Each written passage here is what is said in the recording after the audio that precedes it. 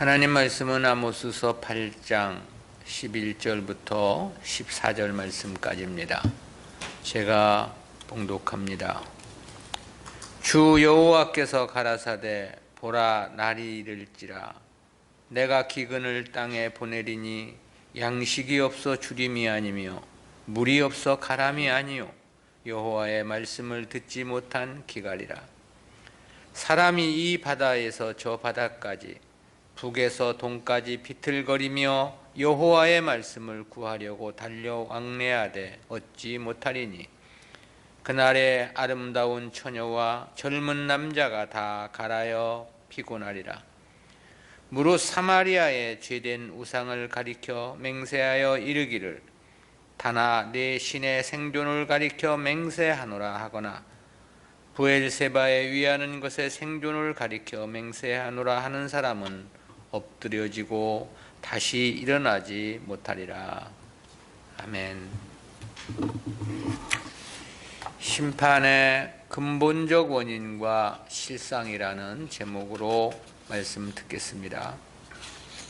지난주 들은 말씀은 아모스의 마지막 설교 중에서 하나님의 심판의 참상과 관련한 내용이었습니다. 이어진 본문 11절부터 14절은 아모스의 마지막 설교의 결론에 해당하는 부분인데요. 여기서는 북이스라엘이 심판을 받을 수밖에 없는 근본적인 원인과 심판은 반드시 도래할 것이라는 사실을 경고한 내용입니다. 이와 같은 본문은 구속사적 교훈까지 5으로 구분해서 살펴보겠습니다.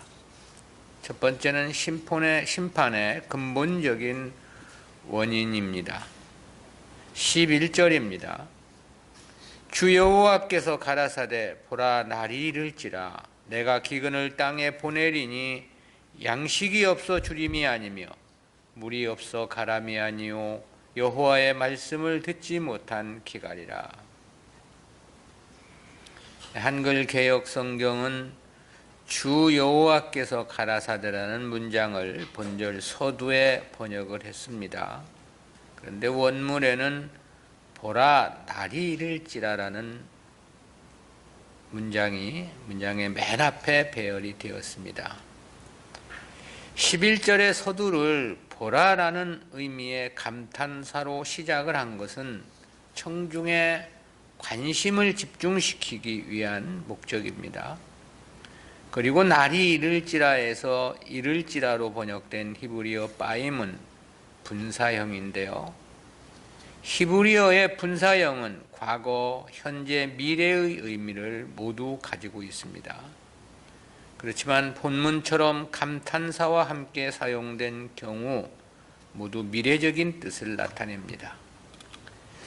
그러나 단순한 미래에 대한 예상을 말함은 아닙니다. 반드시 성취될 미래의 일을 독자들의 이목을 집중시키기 위해 사용되는 것이 일반적입니다. 그러니까 이는 북이스라엘의 심판의 날이 반드시 이르게 될 것이라는 강력한 서언이라고 말할 수 있겠습니다. 그리고 그 심판의 실상에 대해서는 내가 기근을 땅에 보내리니 양식이 없어 주림이 아니며 물이 없어 가람이 아니요 여호와의 말씀을 듣지 못한 기갈이라고 했습니다. 여기서 기근이나 주림으로 번역된 히브리어는 동일하게 라합이라는 단어인데요. 창세기 41장 54절에서는 흉년이라는 의미로 번역이 됐고요. 따라서 이는 개인적인 가난이나 경제적인 어려움을 가리키는 말이 아닙니다. 자연적인 재해나 전쟁 등으로 인하여 국가적으로 당하게 되는 고난의 상황을 말씀한 건데요. 따라서 이러한 재앙은 개인적인 노력으로는 결코 피할 수 없는 것입니다. 백성들 전체가 당할 수밖에 없는 재난이기 때문에 그렇습니다. 양식으로 번역된 히브리어 랄레헴은 보다 심각한 양태의 재난을 시사합니다. 이 단어는 쌓아놓은 내일의 양식, 즉 장기적인 양식을 뜻하는 단어가 아닙니다. 하루 정도의 식사를 뜻하는 떡으로 번역되는 단어인데요. 그러니까 이는 당장 한 끼의 식사조차도 해결할 수 없는 매우 긴박한 굶주림을 의미하는 겁니다. 그것은 물이 없어 가람이 아니오라고 한 의미도 마찬가지입니다. 여기서의 가람에 해당하는 히브리어 차마도 극한 기근은 물론이고 전쟁으로 인해 당장 사람이 목말라 죽어가는 긴박한 상태를 묘사하는 단어인데요. 이 단어가 예레미야 애가 4장 4절에서는 젖먹이가 목말라서 혀가 입천장에 붙으미어라고 할 때 사용이 되었고요.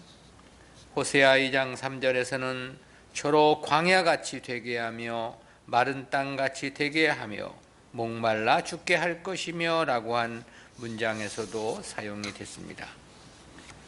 그런데 이러한 경우가 떡이나 물을 먹지 못한 기근이 아니라고 말씀합니다.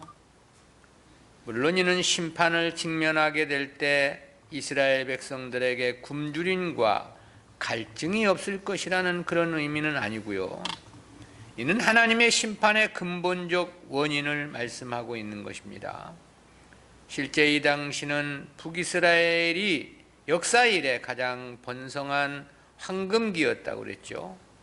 얼마나 재물이 풍성했는지 상아로 장식한 침대에서 잠을 잤다고 그랬습니다. 고기도 부드러운 어린 양과 송아지 고기만을 먹었다고 했고요. 포도주도 대접으로 마시며 흥청망청 연애를 즐겼다고 했습니다. 그러니까 가난하고 힘없는 사람들을 제외하고는 재물이 차고 넘쳤던 거죠. 그런데 그들에게 없는 것이 있었습니다. 그것이 바로 여호와의 말씀임을 지적하고 있는 거죠. 그래서 여호와의 말씀을 듣지 못한 기갈이라고 말씀을 합니다. 그리고 이 때문에 하나님의 심판이 도래할 수밖에 없음을 경고하고 있는 거죠. 따라서 이러한 말씀에는 성도는 먹고 마시는 일과 관련한 육체적 필요만을 충족해서 살 수 없다는 의미가 함유되어 있습니다. 그보다 천배만배 더 중요한 것이 영적인 양식, 생명의 양식인 하나님의 말씀임을 강조하고 있는 거죠. 두 번째는 하나님의 말씀에 대한 완전한 단절입니다. 압달락은 북이스라엘에 대한 심판의 근원적인 이유를 밝혀주신 거고, 이어진 12절 내용은 여호와의 말씀의 기근과 기갈이 얼마나 극심한 상태를 불러왔는가에 대한 실상을 밝혀주고 있는 건데요. 12절입니다. 사람이 이 바다에서 저 바다까지 북에서 동까지 비틀거리며 여호와의 말씀을 구하려고 달려 왕래하되 얻지 못하리니 그랬습니다. 이는 이미 심판이 닥친 후에서야 하나님의 뜻을 찾고 도우심을 얻기 위해 동분서주하나 결코 만나지도 얻지도 못할 것임을 묘사한 말씀입니다. 여기서 이 바다에서 저 바다까지란 이스라엘의 지형적인 측면에서 볼 때 서쪽의 지중해와 동쪽의 사해를 가리킨 것으로 볼 수 있습니다. 양 바다가 이처럼 언급된 것은 사람들이 하나님의 말씀을 찾고자 이스라엘의 국토를 횡단했다는 그런 뜻은 아닙니다. 그보다는 온 나라를 헤매었음을 나타내기 위한 하나의 비유인 거죠. 왜냐하면 히브리어의 어법상 어떤 대상의 양극단을 언급하는 것은 그 대상의 구석구석 전체를 가리키는 것이 관습이기 때문에 그렇습니다. 이러한 어법을 극단어법이라 그렇게 말을 하는데요. 그런데 이러한 어법이 북에서 동까지란 표현에서도 동일하게 사용이 됐습니다. 그런데 이 북에서에 해당하는 히브리어 우미차폰이란 단어는 단지 방위 중에서 북편을 가리키는 의미만 있는 게 아닙니다. 숨은 곳, 어두운 곳이라는 의미도 가지고 있습니다.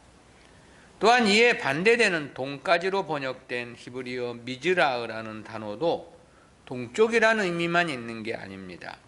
드러나는 곳, 솟아나는 곳이라는 의미도 있는데요. 따라서 이는 이스라엘 백성들이 하나님의 뜻과 그 말씀을 찾아 산악지대부터 낮은 지대까지 이스라엘 전 영토를 찾아 헤맸다는 그런 의미가 되는 거죠. 특히 구하력으로 번역된 히브리어 레바케시는 강한 소원과 의지를 가지고 샅샅이 찾아 헤맨다는 그런 뜻입니다. 그런데 이처럼 구석구석 샅샅이 뒤지며 찾아도 하나님의 말씀을 얻지 못할 것이라고 말씀한 거죠. 그래서 여호와의 말씀을 구하려고 달려 왕래하되 얻지 못하리니라고 말씀을 한 거죠. 여기서 달려 왕래한다는 것은 그만큼 간절하고 적극적인 태도를 나타냅니다. 그만큼 갈급했고 그만큼 목말랐다는 뜻이죠. 그러나 얻지 못하리니 그랬거든요. 여기서 못한다는 말씀에 해당하는 히브리어 엘로는 히브리어에서 가장 강한 의미를 지닌 부정어 로와 미완료형 동사가 결합된 것입니다. 이와 같은 표현은 히브리어에서 절대적이며 영속적인 부정의 의미를 전달합니다. 지금도 도무지 찾을 수 없지만 앞으로도 전혀 찾을 수 없다는 불가능을 말씀하고 있는 거죠. 그리고 어찌로 번역된 히브리어 이마차우의 원형 마차는 찾다 만나다라는 그런 뜻인데요. 이 단어가 창세기 6장 8절에서는 온 세상에 홍수 심판을 내리실 때 노아만은 하나님의 은혜를 입었다는 의미로서 사용이 됐습니다. 또 창세기 18장 3절에서는 소돔과 고모라를 심판하시려는 하나님의 은혜를 입기를 간구하는 내용에서 사용이 됐고요. 그런데 본문에서는 히브리어에서 가장 강한 부정을 나타내는 로라는 단어와 함께 사용이 된 겁니다. 그러니까 기회가 다 지나가고 나면 아무리 찾는다 하더라도 찾을 수 없다, 그런 뜻입니다. 이 아모스 선지자가 말씀을 증거할 때만 하더라도 그 말씀에 귀 기울이고 회개하고자 했다면 기회는 연장되었을 수도 있었을지 모릅니다. 그러나 북이스라엘은 듣지 않았던 거죠. 그러니 저들에게는 선포된 말씀처럼 더 이상 하나님의 뜻을 찾을 수도 없고 하나님의 긍휼하심과 은혜 역시 얻지 못할 것이라는 그런 의미의 말씀인 거죠. 세 번째는 하나님의 말씀 단절의 결과입니다. 13절이죠. 그날의 아름다운 처녀와 젊은 남자가 다 갈아여 피곤하리라 그랬습니다.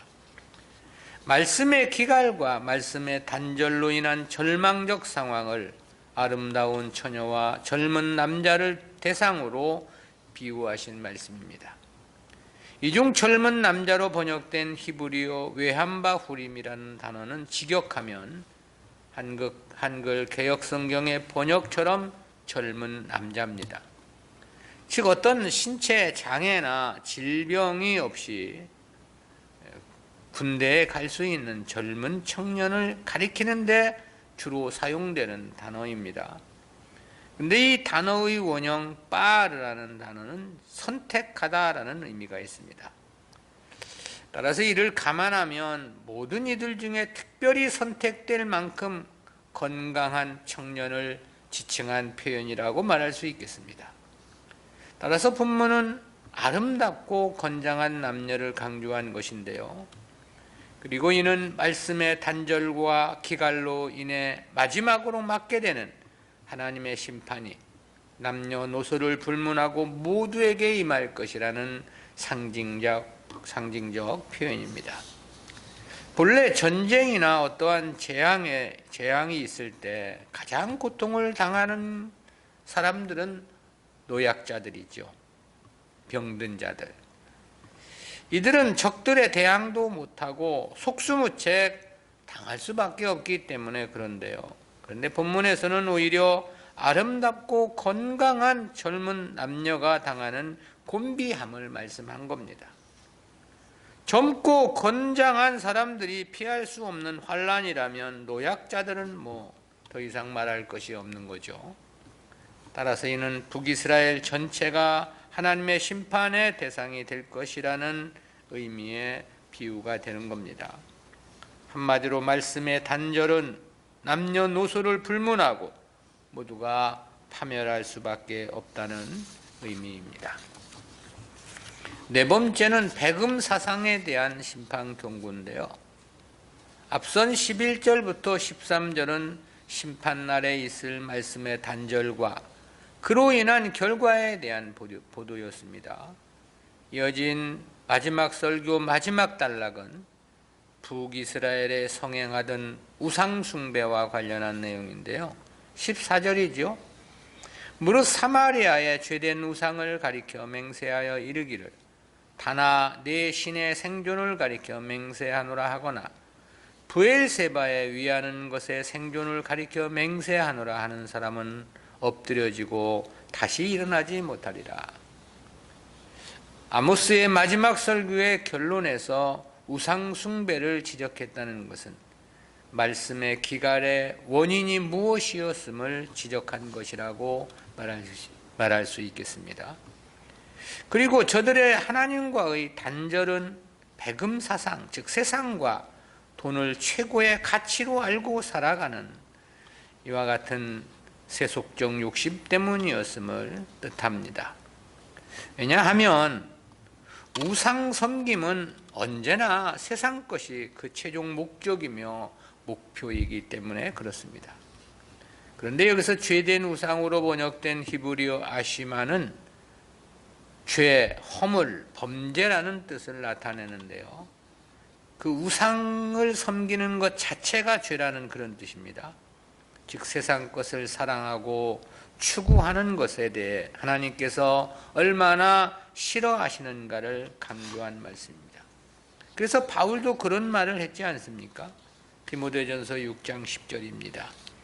돈을 사랑함이 일만하게 뿌리가 되나니 이것을 사모하는 자들이 미혹을 받아 믿음에서 떠나 많은 근심으로써 자기를 찔렀도다. 14절 상반절이 북이스라엘의 우상숭배, 즉 백음 사상을 지적한 거라면 하반절은 우상숭배자들의 멸망을 예고한 말씀입니다. 이 하반절에서 언급된 단은 북이스라엘의 가장 북쪽에 위치한 성읍입니다. 그리고 브엘세바는 남유다의 최남단에 위치한 성읍이고요. 따라서 이는 이스라엘 국도 전체를 가리키면서도 백성들 전체를 가리킨 상징이라고 말할 수 있겠습니다. 당시 북이스라엘 백성들은 금송아지 우상이 자신들에게 경제적 번영을 주었고 국가의 안녕을 지켜주는 것으로 믿고 있었습니다. 때문에 저들은 우상들을 생존에 있는 신으로 믿고 맹세를 하며 섬겼음을 지적하고 있죠. 그러나 아모스는 결론으로 그런 사람은 엎드려지고 다시 일어나지 못하리라고 말씀을 했습니다. 여기서 엎드려지고로 번역된 히브리어 웨나펠루는 사무엘하 1장 12절에서 사울과 요나단이 전쟁에서 죽게 됨을 나타내면서 사용되었던 단어입니다. 즉 이 단어는 전쟁이나 재난으로 임하는 비극적 죽음을 묘사하는데 주로 사용되었다는 건데요. 그런 점에서 보면 이는 1차적으로 아수르의 침략에 의해 우상 숭배자들이 모두 죽게 될 것이란 심판 경고가 되는 거죠. 또한 여기에서의 남유다의 브엘세바가 거론되었다는 것은 남유다 역시도 이와 같은 심판을 당할 것을 암시한 것이라고 말할 수 있겠습니다. 그러면서도 엎드러진 이후에는 다시 일어나지 못할 것이라고 말씀을 했죠. 이는 영원한 멸망을 나타낸 말씀입니다.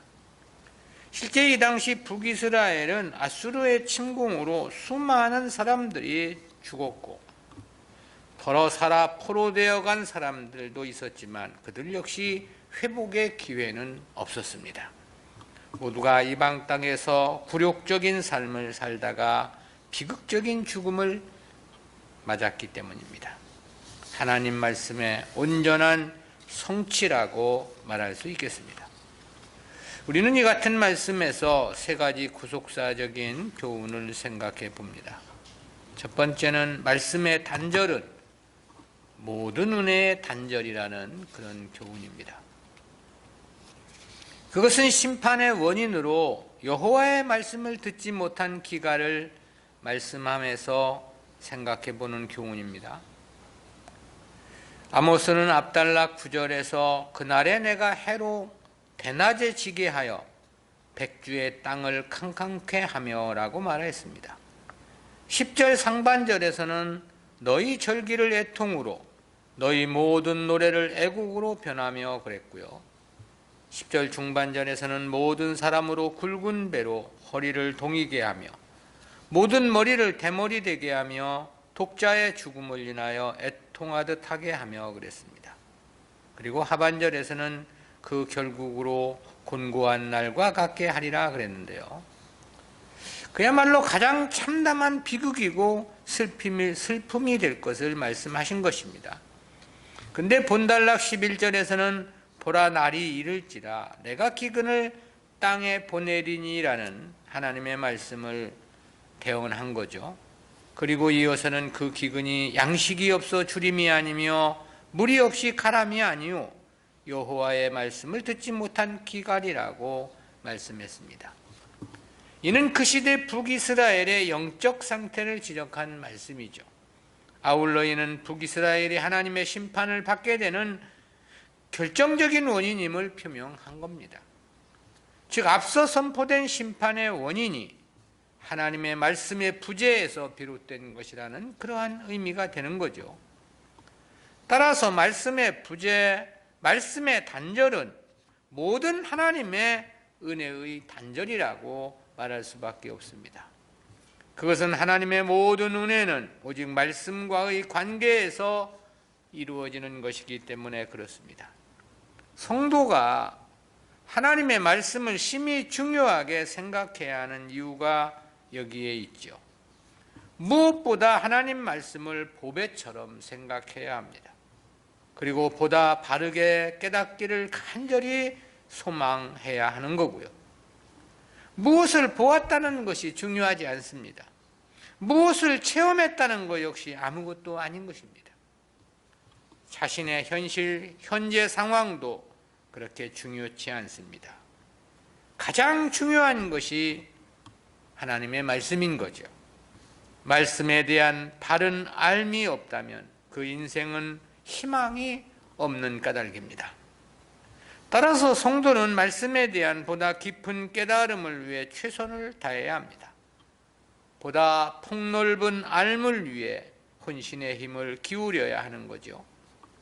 영생은 물론이고 모든 하나님의 은혜가 말씀과의 올바른 관계에서 이루어지는 까닭입니다. 즉 말씀과의 관계가 잘못되면 모든 은혜의 단절일 수밖에 없기 때문이다라는 거죠. 두 번째는 말씀을 깨닫는 것도 기회를 잃으면 안 된다는 교훈입니다.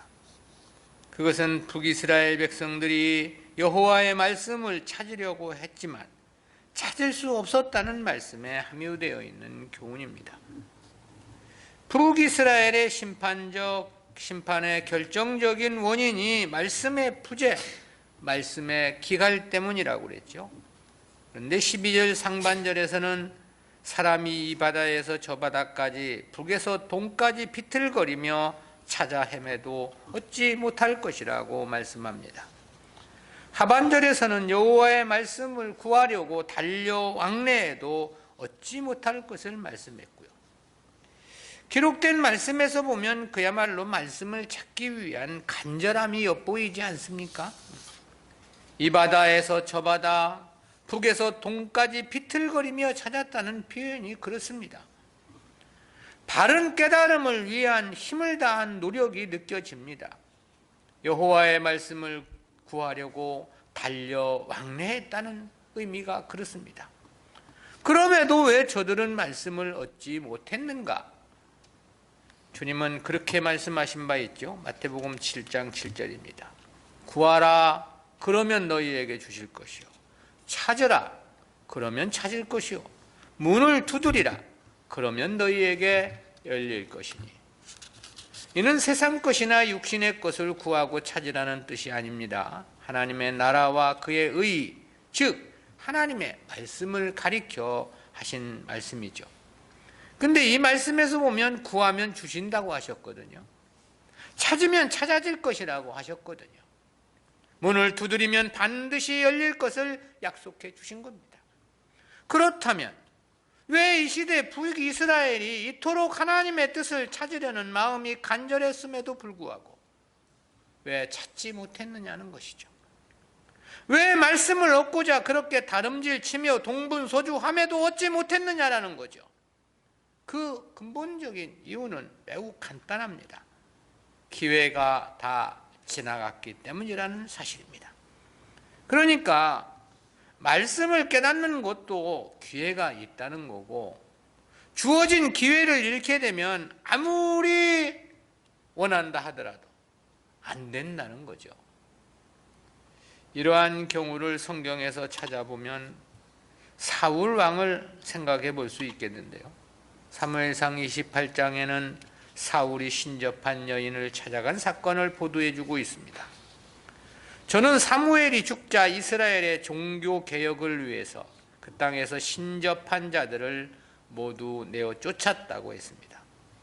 그래 놓고는 결국 자신이 신접한 여인을 찾아간 겁니다. 그리고 그 신접한 여인을 찾아간 이유에 대해서 그렇게 말합니다. 사무엘상 28장 6절이죠. 사울이 여호와께 묻자오되 여호와께서 꿈으로도 우림으로도 선지자로도 그에게 대답지 아니하심으로. 블레셋 군사가 쳐들어와 심히 다급한 상황이었죠. 그래서 하나님의 뜻을 찾았는데 하나님께서 그 어떤 것으로도 대답해 주지 않았다는 거죠. 때문에 너무나도 답답해서 자기가 쫓아냈던 무당을 찾아간 것입니다. 그러나 그렇다 해서 해결점을 찾은 것은 아니었습니다. 하나님 말씀대로 내일 죽을 것이라는 게 전부였죠. 무슨 뜻인가? 깨달음도 기회가 있다는 거죠. 깨달음도 기회를 잃으면 더 이상은 주어지지 않는다는 거죠. 우리가 주어진 기회에 하나님의 말씀을 깨달아 하려고 최선을 다해야만 합니다. 말씀을 들을 때 그 말씀에 대한 응답이 있어야만 한다라는 거죠. 마음과 뜻과 정성을 다해서 바른 깨달음에 이르려고 몸부림도 쳐야 합니다. 기회를 다 흘려 지나치게 되면 더는 깨달음의 은혜도 단절될 수밖에 없기 때문에 그렇습니다. 제가 꿈을 자주 꾸는데 가장 많이 꾸는 꿈이 뭐냐면 이 말씀에 대한 부분이에요. 어디서 하여튼 뭐 설교를 해야 되든지 어떤 집회에 참석해서 말씀과 대화를 해야 되는데 거기서 내가 분명 말씀을 찾아서 해야 되는데 아무리 찾고 찾아도 밤새도록 낑낑대며 찾아도 말씀을 찾지 못해요. 그래서 그렇게 잠을 자다가 새벽에 깨면 몸도 얼마나 피곤한지 못 찾아가지고 답답해가지고 왜 못 찾을까? 꿈속에서도 왜 이게 생각이 안 나지? 답답한 거죠. 어쨌든 그나마 꿈속에서라도 깨달으려고 하니 다행이다, 그런 생각은 해봅니다. 우리가 이 말씀에 대한 깨달음을 얻기 위해서 부단히 정말 끊임없이 노력하지 않으면 안 된다라는 그런 건데요. 세 번째는 성도는 육신의 양식이 아닌 하나님 말씀을 먹고 살아야 한다는 교훈입니다. 이는 역시 11절에서 양식이 없이 주림이 아니며 물이 없이 가람이 아니요 여호와의 말씀을 듣지 못한 기갈이라고 한 말씀에 함유된 교훈입니다. 이 말씀에서 보면 당시 북이스라엘의 육신의 양식은 풍족했다는 것을 의미합니다. 물도 역시 부족함이 없었던 거예요. 그런데 하나님은 저들에게 기근을 말씀하면서 여호와의 말씀을 듣지 못한 기갈이라고 하셨습니다. 그리고 이와 같은 말씀에는 하나님의 선민, 즉 성도들의 진정한 양식은 육신의 양식이 아니라는 거죠. 하나님의 말씀이어야 한다는 중요한 의미가 함유되어 있습니다. 그렇다는 것은 말씀의 기근과 기갈이 결국은 하나님으로부터 버려짐을 당하는 심판이었다는 사실에서 볼 때 그렇습니다. 아무리 재물이 많고 세상 것이 풍성하면 그것이 무슨 의미가 있겠느냐라는 거죠. 하나님 말씀과 단절된 인생이라면 그 끝은 심판이고 멸망일 수밖에 없기 때문에 그런 거죠. 그래서 주님께서도 그렇게 말씀하신 바 있지 않습니까? 마태복음 4장 4절입니다. 예수께서 대답하여 가라사대 기록되었으되 사람이 떡으로만 살 것이 아니요 하나님의 입으로 나오는 모든 말씀으로 살 것이라 하였느니라 하시니, 이는 공생의 준비 기간에 40일을 금식하신 주님께 마귀가 시험을 했을 때 하신 말씀이에요. 40일을 줄인 상태에 있던 주님께 마귀는 돌들로 떡을 만들어 먹을 것을 권했죠. 무슨 뜻이냐면 그렇게 굶어 죽게 된다면 무슨 의미가 있겠느냐는 그런 뜻입니다. 육신의 생명이 끝나면 모든 것이 끝이 아니냐는 논리이기도 하죠. 실제 그래서 육신의 생명이 끝나면 메시아로서의 대속 역사도 물거품이 되는 것은 분명하죠. 그러니 돌을 떡덩이로 만들어 먹으라는 달콤한 유혹이었던 겁니다. 물론 주님의 능력이라면 충분히 그렇게 하실 수 있었겠죠. 그러기에 마귀의 유혹은 육신적 측면에서 보면 틀린 말은 아니었던 것입니다. 어차피 죽으면 모든 것이 끝인 것은 맞기 때문이죠.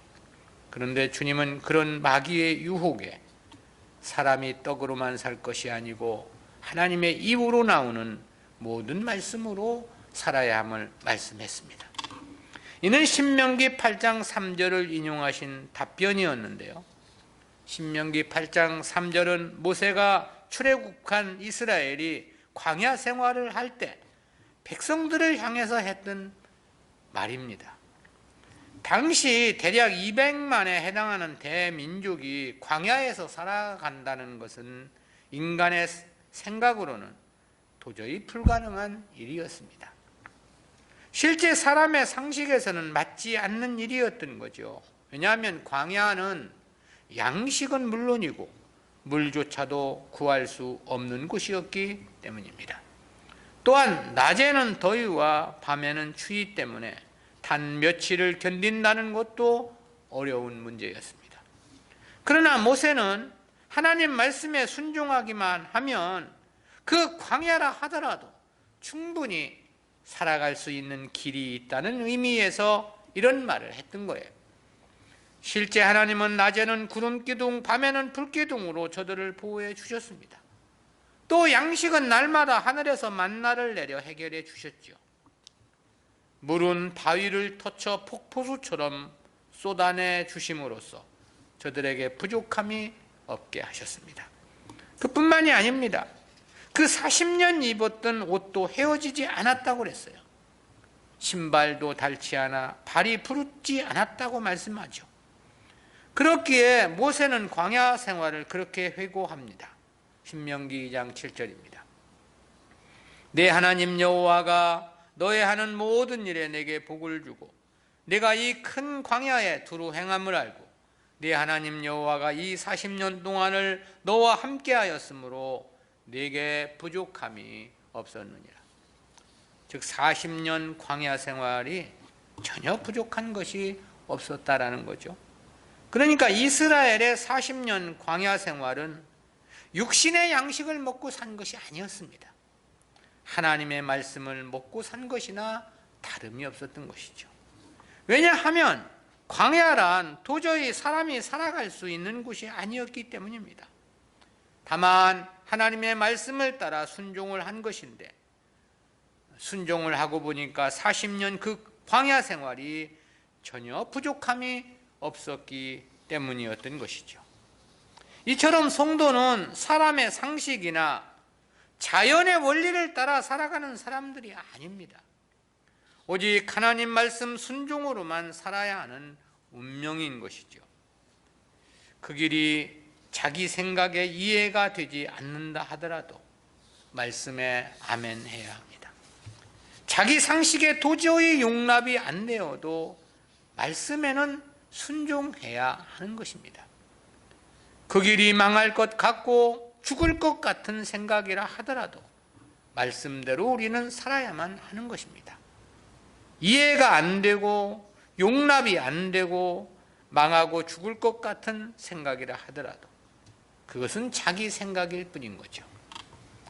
다니엘이 굶주린 사자 굴 속에 던져졌을 때 저가 사자의 먹이가 될 것이라는 것은 사람들의 상식입니다. 그러나 그가 죽은 것이 아니었죠.